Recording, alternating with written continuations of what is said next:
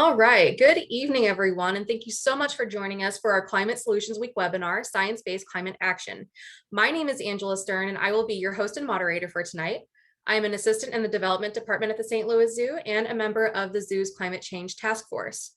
Before I introduce tonight's climate champion, I have a few housekeeping items to share. First, this webinar is being recorded and will be shared at stlzoo.org/climate change.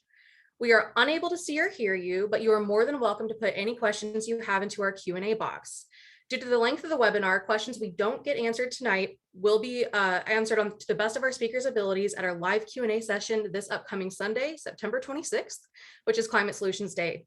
If you are unable to join us for the live Q&A, it will also be recorded and shared at stlzoo.org/climate change. And finally, please remember to be respectful and courteous to our presenter and to each other.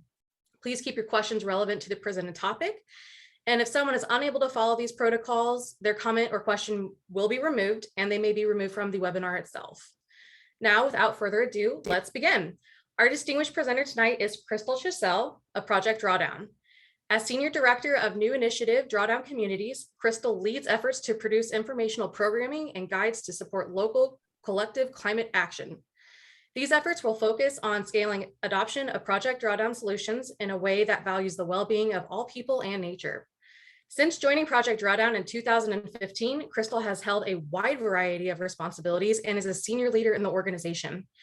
She helped build and support the organization's flagship research fellowship program, guided the organization through its initial phases as a startup, and led operations, finance, human resources, technology, grant management of the organization's brand, and served as in-house legal counsel.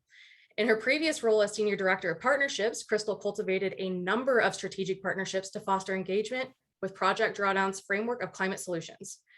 Crystal has a multidisciplinary background in law, environmental science, business, and nonprofit stewardship.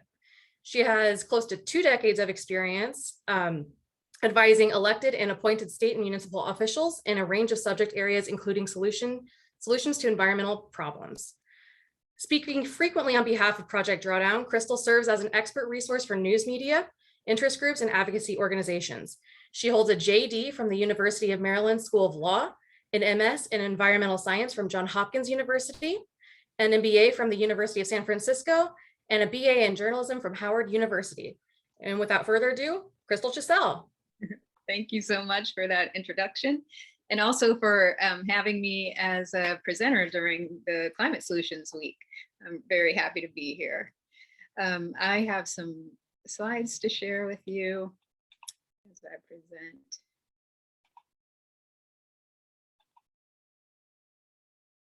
Okay, so I'm really happy to be here to talk about Project Drawdown's work and more broadly about climate solutions. And before we discuss climate solutions, let's just briefly review a bit of the science of climate change. So increased concentrations of greenhouse gases in Earth's atmosphere trap heat from the sun and have led to global warming. Over time, this warming affects weather patterns and results in climate change. Now, there are several gases called greenhouse gases that trap heat in Earth's atmosphere, causing average global temperatures to rise. Now, these are carbon dioxide, which is the most prevalent of the greenhouse gases. It's released when we burn fossil fuels like oil, gas, and coal, and also when we burn trees and from other sources. Methane is another of the greenhouse gases. It's released from landfills and from the processing of fossil fuels. It's released from the digestive tracts of grazing animals. There's less methane in the atmosphere than carbon dioxide, but methane is 84 times more potent as a greenhouse gas. Nitrous oxide is another of these gases. It has a less concentration, but it's 300 times more potent than carbon dioxide. It's reduced from fertilizers and animal manure. And then the refrigerant gases that we use in our refrigerators and air conditioning systems, these are fluorocarbons that are thousands of times more potent than carbon dioxide. Now, where are these concentrations of greenhouse gases coming from? This box, the gray box, represents the Earth's atmosphere. Now, these bands on the left side of the slide represent all of the types of human activity that send greenhouse gases up into the atmosphere. So these are, the orange band represents our electricity production. That accounts for about 25% of greenhouse gas emissions. An equal amount, about 24%, comes from our food production, agriculture, and land use. Another 21% from industry, about 14% from transportation, 6% from buildings, and 10% from other energy-related emissions. Now, almost all of modern human life produces greenhouse gas emissions. Now, some of the carbon dioxide in the atmosphere is removed by nature through biological and chemical processes that are called sinks. And sinks are represented on the right side of this slide. So about 24% of carbon dioxide in the atmosphere is removed by plants through photosynthesis. And then that carbon is stored in plants, trees, and soil. And then another 17% is absorbed by the oceans through chemical reactions and the photosynthesis by algae and phytoplankton. Currently, the majority of greenhouse gases, about 59%, remain in the atmosphere. And this is what's causing the excess of greenhouse gas concentrations that has led to climate change. Now, what is drawdown? Drawdown is the point when greenhouse gases in the Earth's atmosphere begin to steadily go down each year. It's also a goal for the world.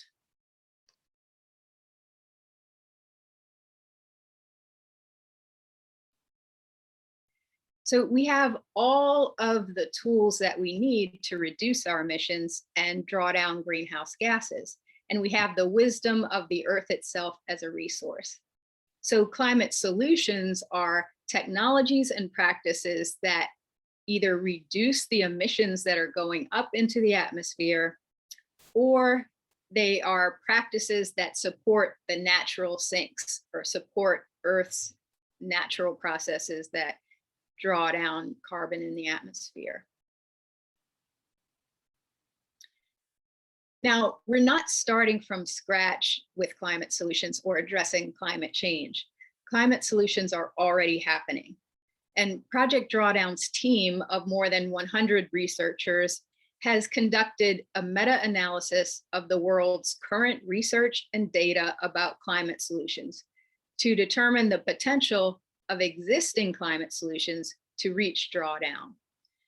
The result of this analysis is a catalog of about 80 existing technologies and practices that are proven to reduce emissions of greenhouse gases and support natural sinks. So it doesn't include every single climate solution existing in the world today, only those that are proven, that are already scaling around the world, that have science and data to prove their effectiveness. So the set of drawdown solutions does not include any of the nascent technologies or new technologies that are not yet proven. Now, the bottom line is that climate solutions, as distinguished from other important environmental actions, climate solutions in particular reduce excess greenhouse gases in Earth's atmosphere. Now, take some action that contributes to this effort. And many of us will be able to take direct action on one or more of the solutions on the drawdown list, but indirect action that accelerates these solutions can also have a huge impact, such as supporting government policies and making your priorities known to your elected officials, your employer, and the businesses that you buy from. Now, each climate solution is part of a system and influences a larger system. But I would like to share a few of the science-backed climate solutions that individuals and households might take action on.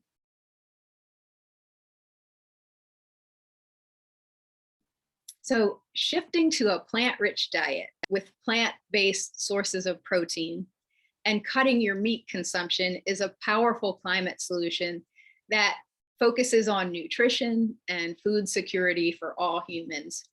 Now, this solution will shift the world from cutting down forests in order to grow food for cattle and grazing, and it will prioritize growing healthy plant-based food for a greater number of people.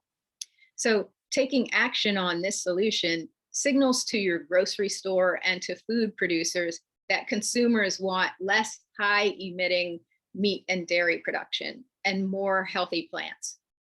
So in Project Drawdown's analysis of this solution, the solution is not defined as adopting a vegan diet and eating no meat, but the analysis was based on those who are eating an excess amount of meat as opposed to those who are undernourished. So it's focusing mainly on people who have enough nutrition and are eating excess meat. If those people would reduce their meat consumption by half, then this very effective climate solution can have a significant impact on concentrations of greenhouse gases. Now, another powerful climate solution is reducing food waste. So when you reduce about a third of all food worldwide is wasted before it reaches the household or once it reaches the household. So reducing the amount of food you waste reduces the amount of methane that's produced when food rots in landfills. And this solution ultimately leads to reduced amount of resources that are used to produce food. So all of the food that is ultimately wasted has used resources all along the chain of production, from the farm to our table or trash can. And so by reducing the amount of food that we waste, we can reduce the need to cut down forests for land to grow that wasted food. And beyond that, we can divert food that would be wasted to help feed people who are facing food insecurity. Now, composting at home or using your city's composting services is another way to reduce methane emissions. So if your city does not provide composting, then you can let them know that you want this service. If you can, switch to renewable energy for your home and support efforts to switch to renewable energy for community and local government buildings and the buildings where you work and shop. The US has seen progress in shifting electricity production from fossil fuels to renewable energy that produces fewer emissions. Coal consumption in the US has been on the decline since its peak in 2007, while renewable energy has been on the rise. In the last decade, solar generated electricity has experienced an average annual growth rate of 42%.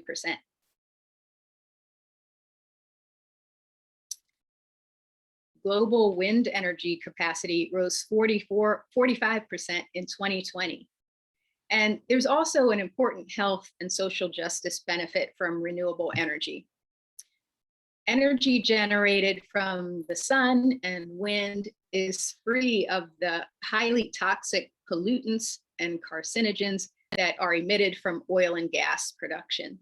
So switching to renewable energy is really a necessary change for the 15 million Americans who live within a mile of an oil or gas facility and are regularly exposed to toxins and carcinogens. Now, if you have the means, you can consider switching to an electric vehicle or a hybrid as a way to reduce emissions and unhealthy air pollution.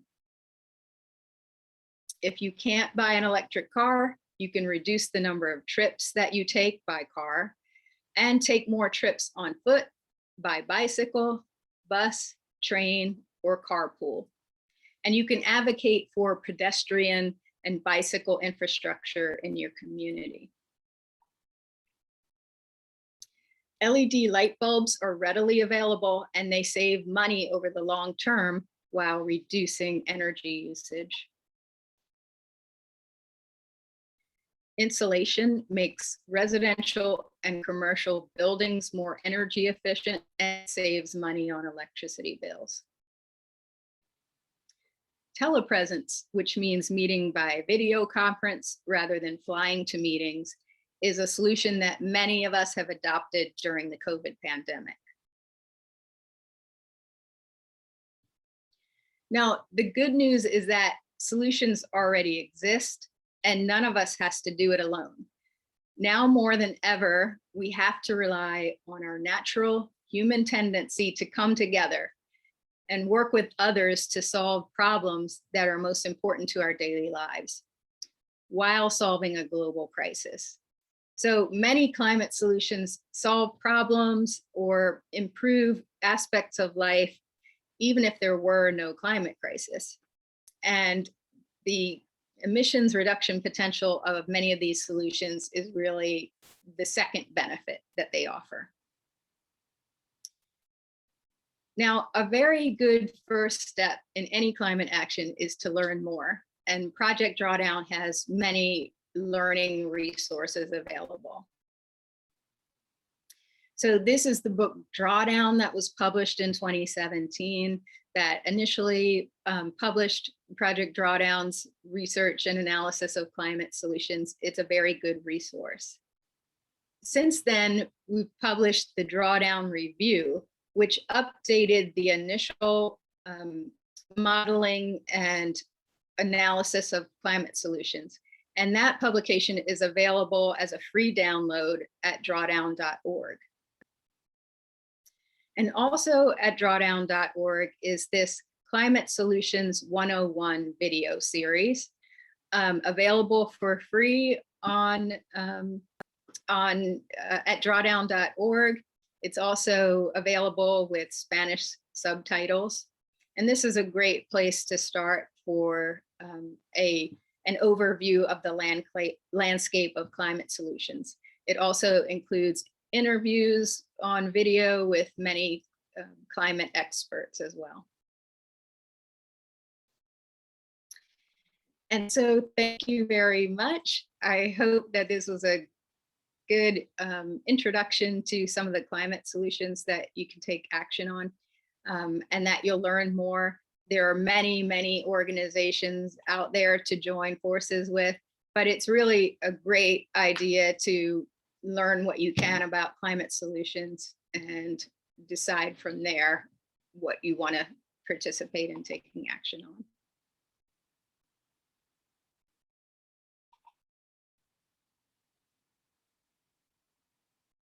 Well, if there's doesn't seem to be any questions in our Q&A, so thank you all so much for joining us tonight, and a big thank you to Crystal for joining us and her wonderful presentation. We encourage you all to join the rest of our series for the rest of this week and to join us for our live Q&A on Sunday, September 26th, so this upcoming Sunday at 5:30 p.m. Central Time. So thank you all and have a wonderful rest of your evening.